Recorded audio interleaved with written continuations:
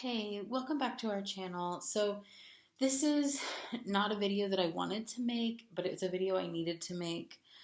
And it's really sad. If you follow our other social media, and I know a lot of you do, you already know this. About a week and a half ago, Charlotte was acting off. And we thought that maybe she was having some sort of relapse in terms of the herniated back injury that we rehabbed her from early in the summer. And so we scheduled an appointment with her orthopedic specialist to see maybe her back was sore, maybe we needed to do some more physical therapy, maybe we needed to adjust her exercise or add in some medication. She had been off all pain meds since before she graduated physical therapy. And so we made that appointment. And then I guess that was like 2 weeks ago, we made that appointment. And then a few days later, it's like a week and a half ago, she was very, very off. And her breathing was really labored and very strange. And so we rushed her to our regular vet for an appointment. And we didn't know what to think. I've worked with dogs most of my life, and something was off with her breathing, and I was really hoping that it was some sort of respiratory issue or some sort of I knew it wasn't kennel cough, but I was hoping it was something like that. And it wasn't. Our vet did an exam and really quickly was able to feel a very large mass in her neck. We did x-rays and diagnostics, which confirmed that what we were seeing was a very large tumor that was effectively strangling her. And very fast growing, which my understanding from our vet, is pretty common. She had been seen about 3 months ago for a physical. She was in perfectly great health. She'd been seen by her specialist about the same time, again, for a full overview when she was having her back rehab. And this wasn't there then.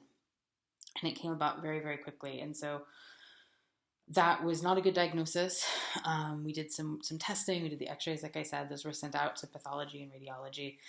And we were sent home with some medication, some steroids, to attempt to shrink the tumor, to try to buy us some good time, good quality of life time, get her back to doing things she wanted to do, getting energy up, getting her breathing stabilized, so that we could make some decisions about what came next. And our vet was really realistic with us that prognosis was not good. But things were really not good. So within a couple of days, she was breathing somewhat easier. It was somewhat less labored. It was less audibly off, but she was not comfortable. She was able to rest sort of comfortably, but she was not herself, I guess is what I would say. She was not mentally comfortable. She was not able to do the things she wanted to be doing. We tried some other medication to try to get on top of symptoms, really. At this point, we knew we were really sort of entering into hospice care, that anything we were doing was about trying to get her quality of life back, to get her to be able to do the things that she loved to do. And the medication wasn't able to do that. And so last week we made the decision that this is the hardest decision anybody ever makes as a dog person, and that decision was that we needed to say goodbye and not allow her to suffer for us. It would have been for our sake. And so she rallied a little bit in the last day. We knew we had an appointment. She wanted to go for a walk, and she took 2 very, very slow, shaky walks around our neighborhood. Walking was one of her favorite things. She loved it. And she was able to say goodbye to her neighborhood one last time. And for those of you who know a little bit about Charlotte, I've talked about her before here and definitely all over my social media, and I've written dozens and dozens of magazine articles about her. She was an incredible dog. She was a very challenging dog. She's a former street dog rescue who taught me so much about everything, about dog, about life, about dog training. She made me a better person. She made me a better dog trainer. She brought me back to dog sports after many years of having been away from them. But what I was going to say is on those final walks, for those of you who know her, Charlotte was incredibly dog reactive to dogs she didn't know and had come a long way over the years, but she was reactive. And the last walk in particular happened to be at kind of like dog walk o'clock, and there were numerous dog passes, and she ignored them all because she was working so hard to stay upright and to stay breathing, and she wanted to walk so much. And it was it was this confirmation moment that I knew that she was gone and she was ready. And we went to the vet, and the tumor was still very, very large. You could feel it. And she was losing weight. We'd gotten her eating again, thanks to the steroids and wet food. And but she'd lost more weight in the 4 days since our last vet appointment. We got the diagnosis on Saturday, and we said goodbye on Thursday. And in that time, she'd lost another 3 pounds. And her passing was the most peaceful thing I can imagine for her. She loved vets, and she was with us. My partner and I were with her, and she was eating bacon flavored Cheez Whiz, tons of bacon flavored Cheez Whiz and hot dogs, up until the last moment. And she was so exhausted and so ready. This is my champion trick dog who was ready to go for anything and everything and always go, go, go, go, go.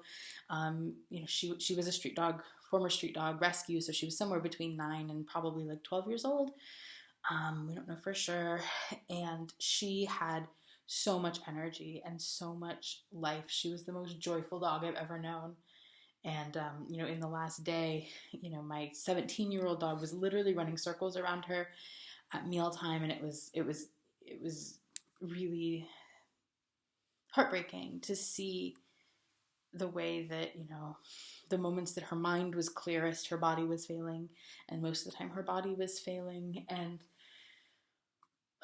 I feel really good that she didn't suffer, and that we put her needs as always first. When we adopted her, we promised to give her the biggest world that we possibly could, and I think we did that. She was a very special dog and a very challenging dog, and she had a beautiful life, and she swam in the Atlantic Ocean and the Pacific Ocean. She hiked, she climbed mountains, she had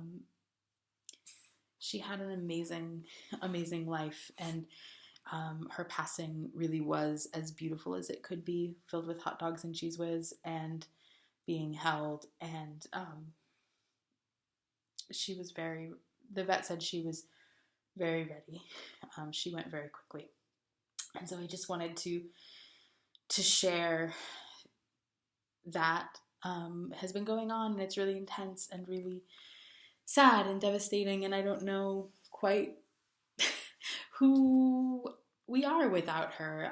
One of our 19-year-old cats also passed away 3.5 weeks ago, so it's been a really hard month for our little family, but we're getting through it. We're sad, but we're getting through it, and we miss Charlotte so, so much. And I just wanted to make a video for this channel explaining, for anyone who doesn't follow us on social media, where she is and what happened and how much we love her and how much we miss her. I want to do a remembrance video with video clips from her life. Today's also her 8th gotcha day, so it would have been her birthday, and that's sad, but it's also beautiful and happy because I have so many amazing memories of all of the incredible things we did together, and I'm so grateful we were able to give her such an amazing full life, and that we were able to share so much of that with people all over the world who love her. Truly, this dog had a fan club all over the world, of people who followed us on social media, who read articles that I'd written with her about her. And yeah, so I want to do a video with, video clips of her. But first I wanted to get this posted and explain what happened for people that didn't know. So you didn't just think she was somehow absent from our videos. So thank you for those of you who have watched this far. I know it's a sad video, and we'll be up with more training videos soon. Sirius and I are trying to, continue training to, because it's important to us, and Charlotte would want us to do that, and I know that. So I will be back with more videos soon, but I did want to share this in the meantime. Okay. And thank you so much to all of you who do follow us on other social media channels and have sent so much love and support our way. It really, has been so meaningful to know, how much she meant to all of you, all of the people who never even met her, but only knew her online. It really has been comforting in this time that is really hard. And we got her ashes yesterday, and so she's home. And yeah. Okay, I'll see you in another video really soon.